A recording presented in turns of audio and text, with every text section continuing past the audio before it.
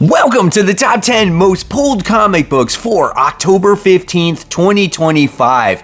Guys, I'm Mike Spider Slayer. Welcome back to Comic Book Corner 2.0. If you love daily comic book content, you like me helping you make decisions on what comic books to buy, hit that subscribe button. So this is the weekly video series where I gather all the data from LeagueofComicGeeks.com to see what people are putting on their pull list. So remember, this is not definitive sales numbers. Before we get into it, I just want to give a quick shout out to Comic Capsule for sending me their newest capsules, new improved formula, guys, UV resistant. So if you want to protect your comic books, just slide it in through the top. You can hang it on your wall just like this, and it's absolutely awesome. For Halloween, they got purple, they have pumpkin orange, and they now have also glow in the dark. So check out comiccapsule.com. So every week we always do 5 books that are on the outside looking in. And the first book we're talking about is Superman Unlimited issue 6. Now, I haven't heard too many people talk about this comic, so I want to know your thoughts and opinions on this series as of right now. 32 pages for the price of $5 when it comes to this one. This book does have 5,524 pulls, a great way to start this week's episode. Writer here is Dan Slott, and the art is done by Raphael Albuquerque. I felt like this series has been very one-shotty. However, the last issue promised for something a little bit more deeper going forward. So I am looking forward to that, and yeah, we'll see what happens with the series. Our second book that's on the outside looking in goes to Spawn, issue 367. 24 pages for the price of $4. This book does have 5,818 pulls, written by Todd McFarlane. The art is done by Brett Booth. So this is the aftermath of Hell's assault on Heaven, and Spawn finds himself with a surprising new ally. It's not uncommon these days that we get introduced to a bunch of new characters in the Spawn comic books, am I right? So I want to know what you guys are thinking of Spawn right now. Are you still on board with the series or not? Because unfortunately for me, I did drop it. It just got to be a little bit too much for me. Our third book that's on the outside looking in, and at least this is mentioned because this is a great book. This is G.I. Joe. This is issue 12. Now, this is a standalone Night Force covert op, so this might mean it might be a one and done, and that's it. We do get a first appearance in this comic book as well. This one is 32 pages for the price of $4. This one does have 5,874 pulls, written by Joshua Williamson, and Marco Ferdera does the artwork. I love G.I. Joe ever since the first issue has come out. The last issue was a 3-issue story arc that was phenomenally done, so I'm going to continue to stick with this, and I'm curious to see how it ties in to the Transformers and everything else that is going on with the Energon universe. Our fourth book that's on the outside looking in goes to Punisher Red Band. This is issue 2, 32 pages, $5. This book does have 6,421 pulls. It's written by Benjamin Percy, and the art is done by Julius Oida. Probably said his name wrong, obviously. So when it came to the first issue of this, I was like, okay, it's Red Band, and it's like, how much more gory can you get when it comes to a Punisher book, right? And so I didn't care for the Red Band part of it, but I did like the story that was at hand when it came to the Punisher in the first issue, as he wakes up without memory, but he still has his instincts to shoot and to fight, and there's a villain that is obviously controlling Frank, and it was a very entertaining issue, and yes, it was gory, but again, I don't think you need to put a bag over it. It's just a gimmick, but I had fun with it. I'm looking forward to the second issue here. And our fifth and final book that's on the outside looking in goes to The Incredible Hulk. This is issue 30. Do you remember the days when Hulk just used to smash? We don't get that anymore, right? But we do get that series coming out soon that's like Hulk kills the Marvel Universe or smashes the Marvel Universe. So if you want something where he smashes things, you might want to check that out. Until then, we have Incredible Hulk issue 30, legacy numbering 811, 32 pages, $4 for this comic book. And this one does have 6,543 pulls. Last issue here from Philip Kennedy Johnson in this volume, and the art on this one is done by Nick Klein, which is good. And yeah, this is right before we get Hulk in his new status quo, and they launch the new series coming out. So are you guys going to be checking out the new series? Let me know in the comments below. Here we go, kicking things off with the top 10, and number 10 goes to the New Gods. This is issue 11, 32 pages for the price of $4. This book does have 7,482 pulls, not too shabby, New Gods. Written by Ram V, the art's done by Dennis Cowan. There's not much for me to say here. I don't read this comic book, and I'm not gonna lie, I'm kind of surprised this is kind of not tied into DCKO. I mean, I could be completely off here, but I know Big Barda was in the tournament and whatnot. So, well, regardless of the situation, if you guys are reading this comic book and you're still enjoying it, please let me know in the comments below. I just fell off of it just because I don't have a good history with these characters. Coming in at number 9, I'm still on the fence about this comic, guys, if I should pick it up. Wonder Woman issue 26, legacy numbering 826, 32 pages, $5. This one does have 7,776, written by Tom King, and the art is done by Daniel Sampre, which is absolutely awesome. We got the introduction to the new character at the end of the last issue, and she looks pretty cool. She wears a Legion ring, a Green Lantern ring. She's like a Wonder Woman from the future, and I'm like wondering if she's going to be in this next issue or not. So I want to know in the comments below, should I pick up this issue, guys, or should I just leave it behind? I'm just really on the fence because I want to like Wonder Woman, but it just sucks so bad in my eyes.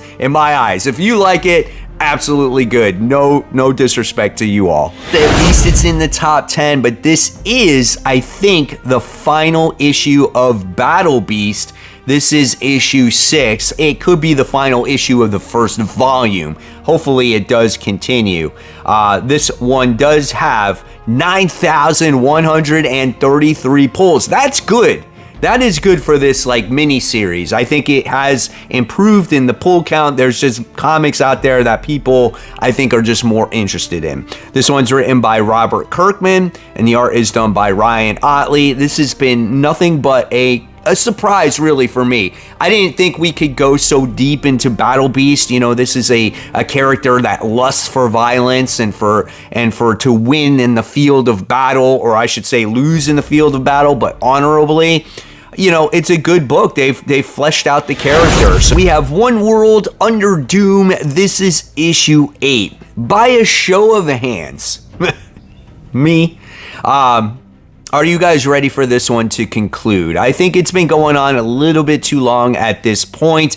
It's been hot and cold for me. I think there's been really good issues, and then there hasn't been such great issues, and we'll see what happens with this one. However, this one is 32 pages for the price of $5, and this one does have 9,326 pulls. It's written by Ryan North, and the art is done by R.B. Sylvia, and it looks like once again Doom is going to be taking on, you know, all the other heroes like the Avengers, the X-Men, Fantastic Four, and we're going to see if he prevails or fails. But obviously we know that he's going to fail, and there's going to be a new Sorcerer Supreme. In the comments below, who do you think that is? We have Captain America. This is issue 4, legacy numbering 775, 32 pages for the price of $5. This book does have 9,382 pulls, so really close from the last spot. Written by Chip Zdarsky, oh my gosh. Valerio Schiti is the artist here. So when it comes to Captain America, I don't know what it is, guys. I just can't feel this comic book. I just can't get into it. I don't know what it is. I don't know if it's the modern storytelling or the modern origin of the character that's kind of throwing me off. Kind of like, well, how does Captain America fit in? And I don't know. It's just throwing me for a loop here. But it looks like Captain America and Doom are going to be going at it with each other in this issue.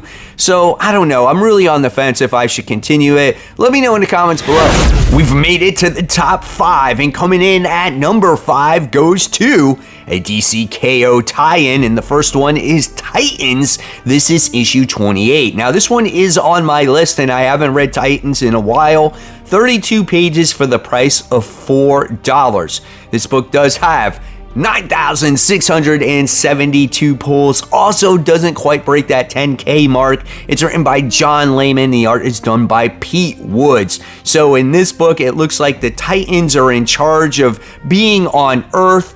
And, you know, it's obviously changing and they have to evacuate Earth. So I guess it's their mission to get the humans off of Earth. Where are they going to put these people? You know, I have no idea. We're now entering the final 4. And coming in at number 4 goes to The Amazing Spider-Man issue 14.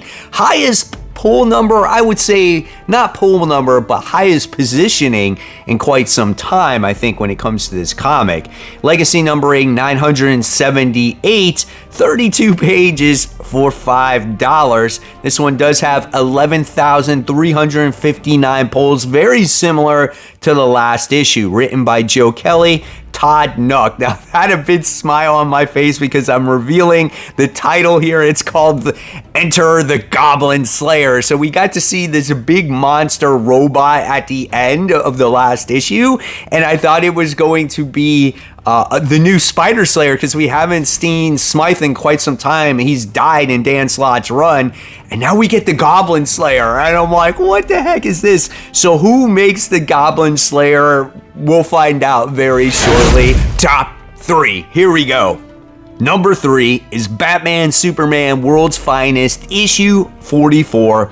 32 pages, $4 for this comic book. This one does have 12,703 pulls, written by Mark Waid. Mark Russell is the artist on this one, and this goes back to when the series first started. You had Robin and Supergirl team up together. Now they're coming back together once again to go on a road trip, and I think that's going to be a lot of fun, because if you read that first issue that they were together on, it was an absolute blast. The interaction between characters was amazing, so I feel that this is an issue that you can pick up and you don't have to follow the series and you'll have a blast with.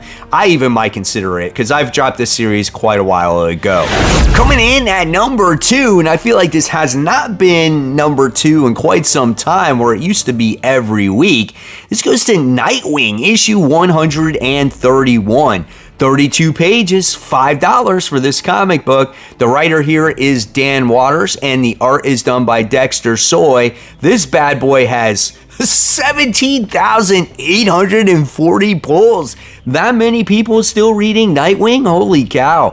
It looks like there's a new hero that's rising, and looks like Dick Grayson is keeping a watchful eye on this character. And then in the meantime, you got the mayor who's, I guess, very much in order to try to change the way Bloodhaven is operating, whether it's police or bad guys, gangs, whatever the case may be. I don't know. It doesn't seem like anything's really changed in the series. Let me know in the comments below, what do you think about Nightwing right now?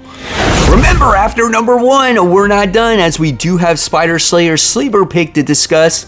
I showed you 15 comic books here today, but you never know when that one could be at the bottom of the basement, and I highlight it, and it could be the greatest thing ever, or it still could be the worst thing ever. And don't forget, guys, just a reminder, comiccapsule.com to check out these capsules right here. I'll leave the link in the description box below. Getting in the Halloween theme, once again, we got the purple, we got the orange, then we got the glow in the dark. A great way to not only display, but to protect your comic books. All right, guys, so number 1 goes to Absolute Flash. This is issue 8. What is your favorite Absolute title as of right now? Let me know in the comments below. 32 pages, $5 for this comic book. This one does have 21,415 pulls. That's pretty solid. Nowhere near obviously Absolute Batman, but it's still a good book. I feel like we're starting to flesh out the characters a little bit more. It's written by Jeff Lemire. Travis Moore does the art now, and I feel like Wally's kind of at a crossroads of, does he want to join the Rogues? Does he want to be a good guy? We're just going to have to continue to read and find out.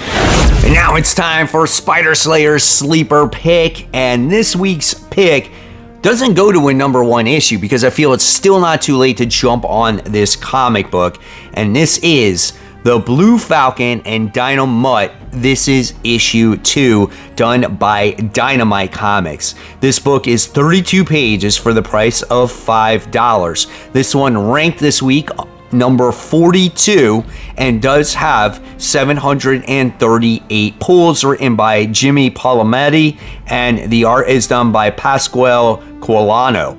Now, when it comes to this comic book, if you've never read or if you've never watched Dynamite and Blue Falcon on TV, that's okay. This is a great jumping on point because this is kind of like the origin story that you never got from the characters. And the first issue was absolutely awesome, learning about Radley Crown and Dynamite himself, and it was a very sad first issue. And in this issue, hopefully it's some kind of redemption issue or whatnot, but I think this is a phenomenal story. Could possibly rank up there with Space Ghost, Speed Racer, or what's it called? Racer X. I mean, it's that good so far. Only after the first issue, of course, but it's definitely worth giving a try.